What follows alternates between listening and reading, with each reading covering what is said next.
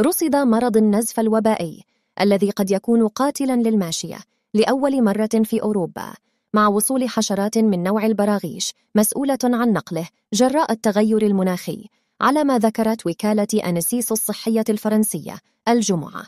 رصدت الحالات الأولى في أوروبا لهذا المرض الفيروسي غير القابل للانتقال إلى البشر في خريف عام 2022 في جزيرة سردينيا الإيطالية، ثم في صقلية، وفق ما أفادت أنسيس عبر موقعها الإلكتروني.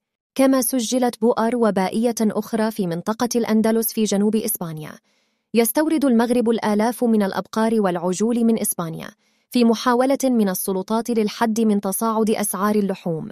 وقالت الوكالة الفرنسية إن هذا المرض الفتاك يؤدي لدى الماشية إلى حمى وفقدان للشهية وحالات عرج وضيق في التنفس.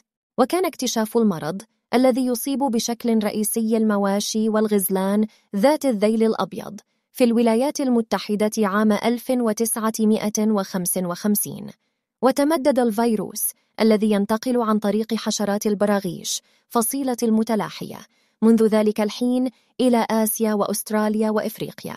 وقال الباحث ستيفان زينتارا في تصريحات أوردتها أنسيس إنه قبل 15 عاماً لم نكن نتخيل أبداً أن المرض يمكن أن يصل يوماً ما إلى أوروبا، لافتاً إلى أن تمدده ناجم بصورة مباشرة عن تغير المناخ الذي يسمح للبراغيث الناقلة بالبقاء على قيد الحياة في مناطقنا.